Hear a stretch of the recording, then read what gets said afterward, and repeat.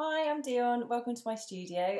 Today we are going to be working on painted ceramics. So again, taking inspiration from our exhibition in the Western Library at the Bodleian. We're looking at the objects in this exhibition because that's what tells the stories. So we've got these are starting points for ideas for our own painted ceramics. So if you didn't have something like this to paint on, then you could make something out of clay.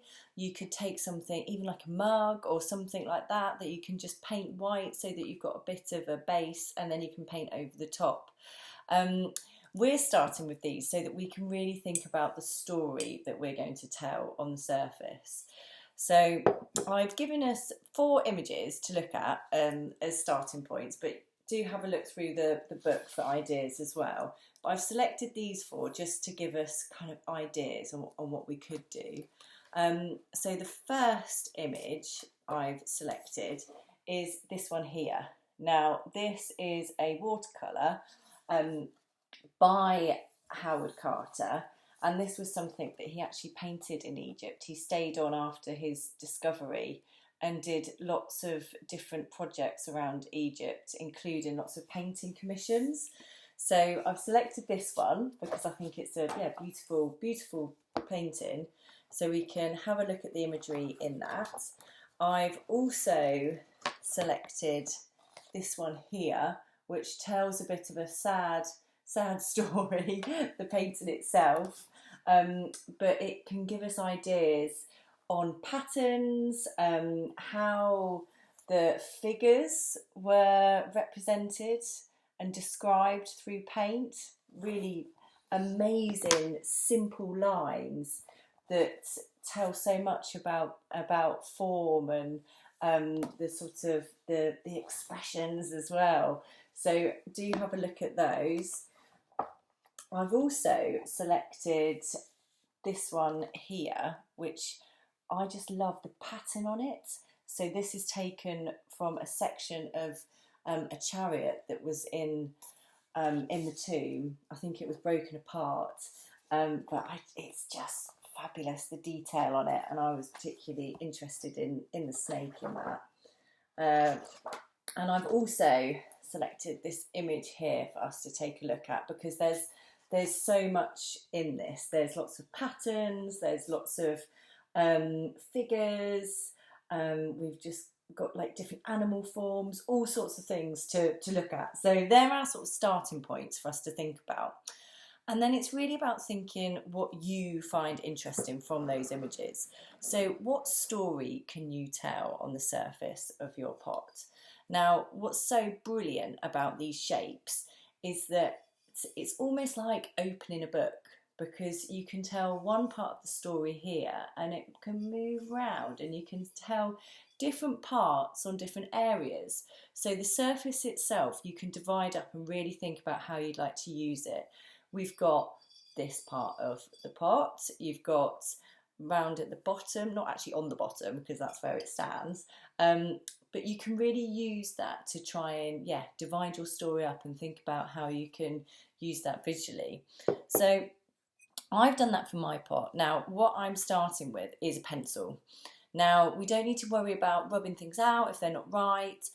Once you start thinking of some of your imagery, start drawing it. And I'm not asking us to start on a piece of paper to start with today, because I'd really like you to work with your kind of gut instinct of what it really interests you and pop it straight onto your pot.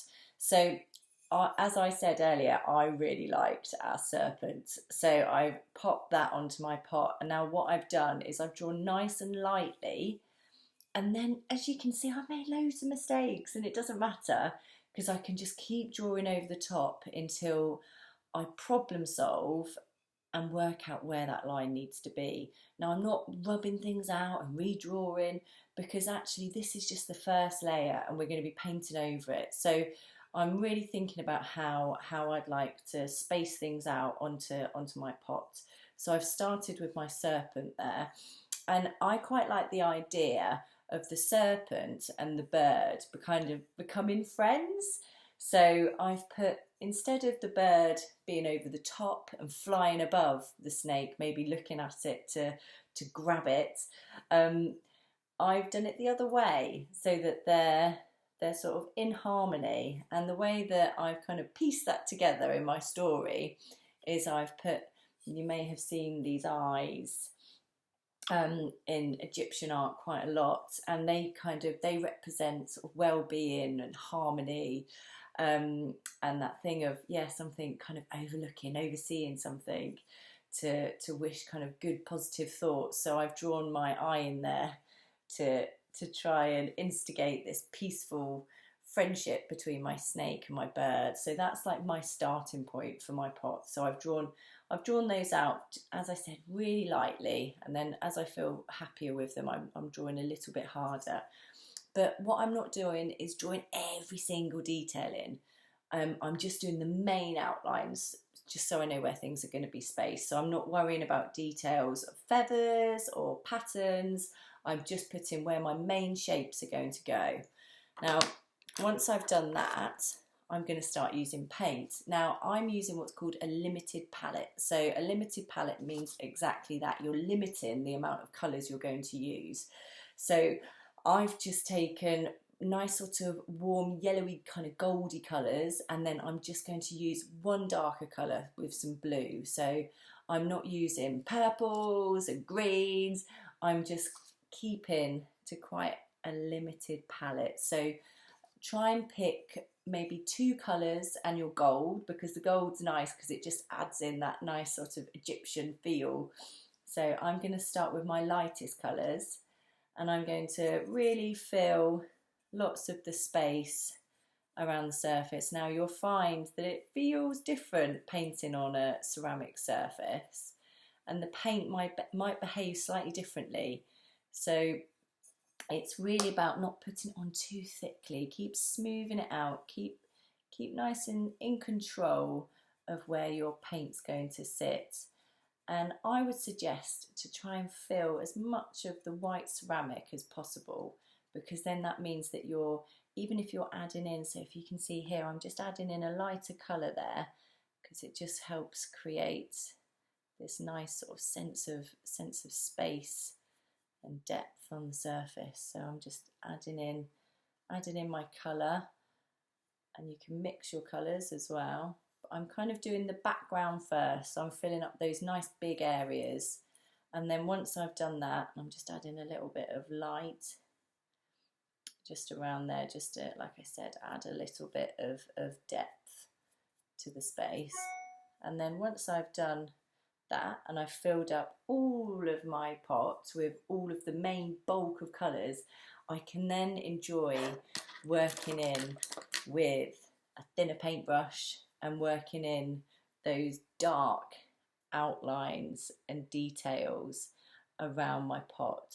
So I'm keeping it nice and big and bold, and then I'm going to really enjoy going back to those images, looking at the patterns, looking at the mark making, and using my thinner brush to draw some of those in.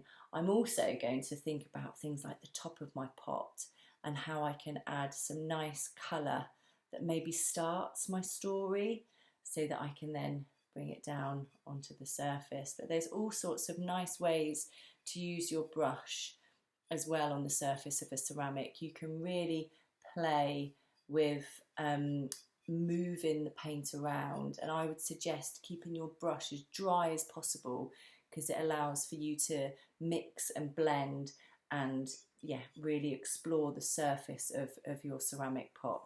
So start big, then working with your detail.